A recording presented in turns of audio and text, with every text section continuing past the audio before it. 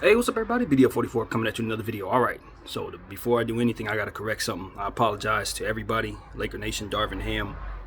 I was mad at Coach for not playing Rui in the fourth quarter when Rui was actually on a minutes restriction. I was not aware of that.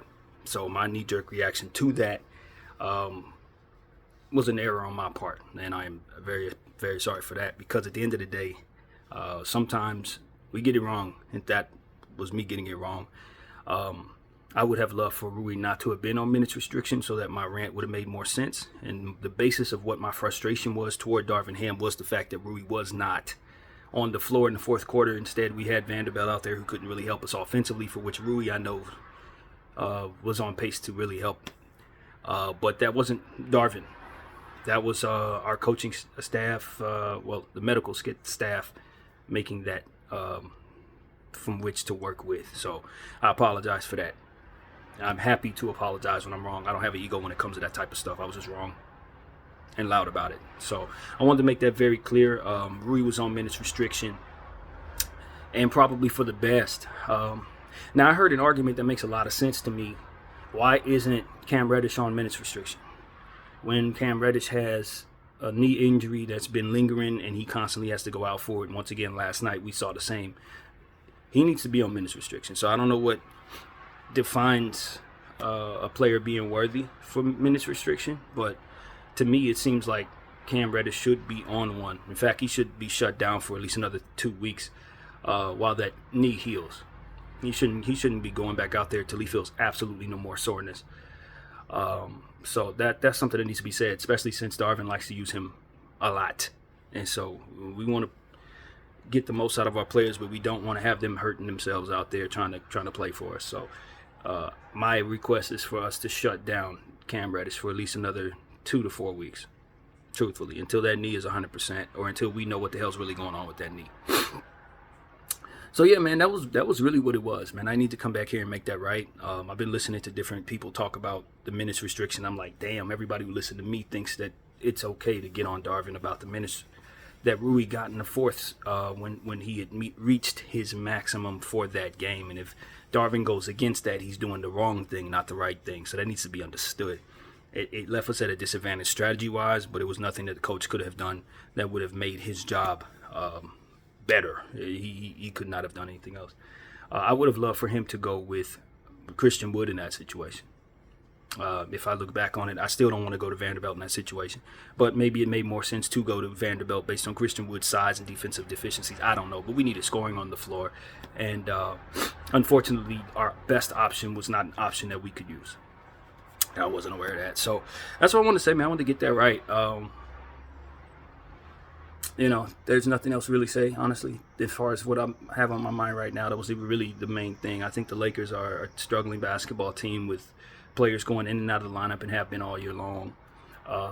And it's just very difficult to get any continuity when that's the case. I like what I saw from D'Lo. Maybe he's worked his way back into the starting lineup. Austin Reeves, a minus 27 or something like that. Deficiencies on the defensive end are really, really glaring at this point, and you start to wonder where we're headed. I don't personally think he should be better than he is right now, because I still understand that he's in the first half of his third year as an undrafted player. So even though he wowed us in year one and wowed us in year two, we shouldn't expect for him to be a superstar in year three. That's a mistake. When he gets to where he's going, he'll be fine. But right now, we're asking him to be someone that he's not yet, and I think that's okay. That he's not that person yet.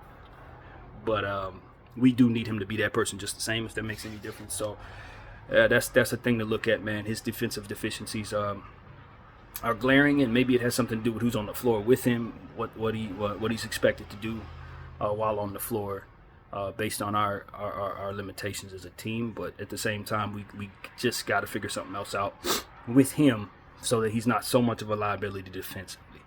And we need his offense. So this is time for a trade, man. We can pick and plug, point fingers, fire him, fire they. At the end of the day, we need a better team. And we need to make trades to make that team better, or we got to live with what we have and just be as good as we're going to be. And that's not going to be good enough for a championship. So this is where we're at. Hopefully Bron is getting healthier by the second with the ankle. I'm glad he took the night off if the ankle was really bothering him. I don't think Anthony Davis had a good game in the last game, even though that triple-double was present. Those 4 blocks were helpful. When you shoot 5 of 21 from the field, there's no excuses for that. Shots are going to be made or missed.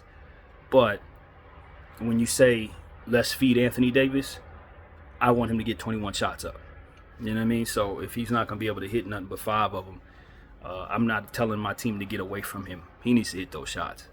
You know what I'm saying? That's what it really comes down to. I'm not going to sit up here and say, oh, you shouldn't have gave so many shots to Anthony Davis. No, he need him to take that many shots. You just need him to be much more efficient, especially when AD and Rui are either not there or limited. So the frustration was immense last night for me. It's been this way. I'm glad we won the Clipper in the Toronto game to kind of give us a break from all the frustration. But we're right back on track to be a bad basketball team right now, and I'm tired of being a bad basketball team. Honestly, I'm tired of that. You know, our record doesn't even tell the story. We're worse than our record when you consider the starting point that we're measuring from, which is the in-season tournament championship game against the Pacers. Well, we won the in-season tournament, but ever since then, we've been one of the worst teams in basketball. And, you know, some of the games that we've played in, I thought were winnable, including yesterday. But limitations and stuff like that are frustrating as hell. I don't know who to blame, if anyone to blame. But I will say this. We're not getting healthier. You know what I mean? We're not. Every time we look up, even whether we're doing minutes restriction on this guy or that guy or whatever, those decisions are not leading to us having a full team at any point. And in a game like last night, I don't think Rui was tired. I don't think Rui needed to be on minutes restriction. And I think that needed to be lifted mid-game to allow for us to win the basketball game. I really do believe that. Sometimes we do things as an organization, we say, okay, this is what needs to be done. And that's it. But when you look at a guy and you see feel for your game, feel for play, feel for how a guy's feeling, Rui Hachimura could have definitely played in that fourth quarter. And I'm sure he would have been happy to. And that minutes restriction, that predetermined system of doing things, as I criticized yesterday in regards to the same thing, and when I thought Rui was not on minutes restriction, but I thought Coach had just made up his mind that he was going to no, I was referring to the insertion of Mays into the fourth quarter when he was inserted. I was saying, you know, when you have a preconceived notion about when you're going to put a guy in at the 40-minute mark or whatever, it doesn't necessarily take into account what's going on the court at that moment.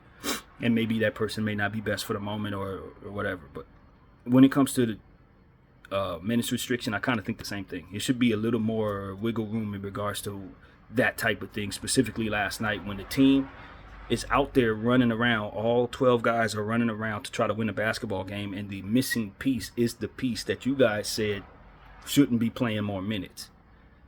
He's probably the difference in giving us a better chance to win the basketball game. And you have it in your mind the night before that he's only going to play 19 minutes and that's it. That preconceived notion negates all of the risk of everybody else running around.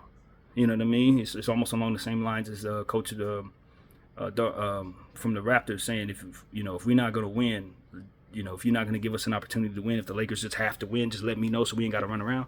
I mean, he was joking to a degree, but the mitigated, I don't know if that's the right word, but the risk that he was worried about is essentially having his guys run around for no damn reason, ultimately risking injury.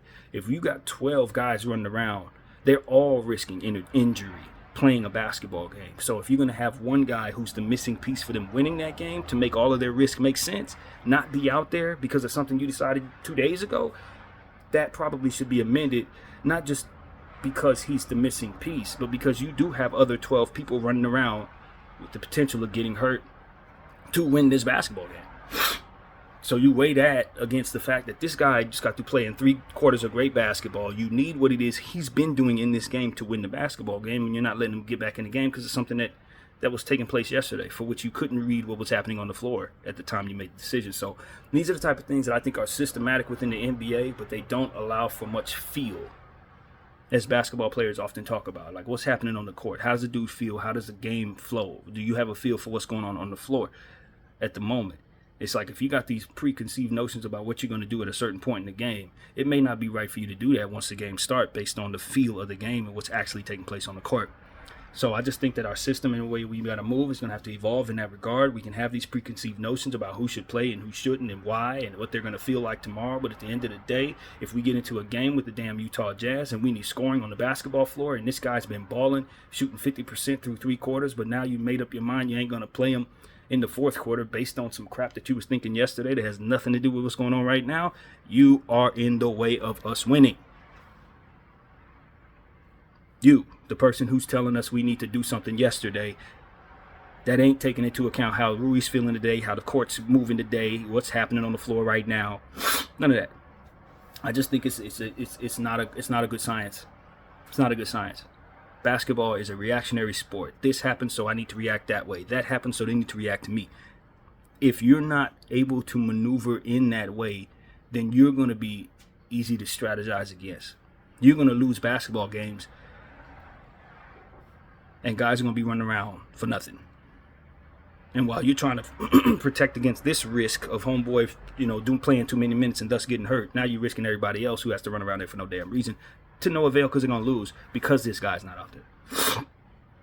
Or you're not taking into account how Cam Reddish feels worse today, and he probably should be on minutes restriction, but, it's like you can't preconceive certain things. You can set a plan up and then have some maneuverability within that plan to be able to shift out of that plan. And if you can't shift out of that plan, you're not strategizing properly. That's what I'm trying to say. We got to be able to audible, man.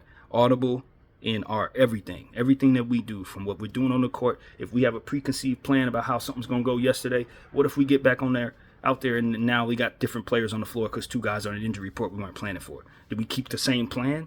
It gives us a different thing we're looking at. Now our plan doesn't necessarily fit what we're trying to accomplish because the object of the game is to win, not to follow a plan. You understand what I'm saying? So that's my thing. I think that I made that clear, man. I don't think that Rui should have been on minutes restriction. I do think that Cam should have been on minutes restriction. And I don't think when they made the decision to put people on minutes restriction, they knew what the hell people were going to feel like the next day.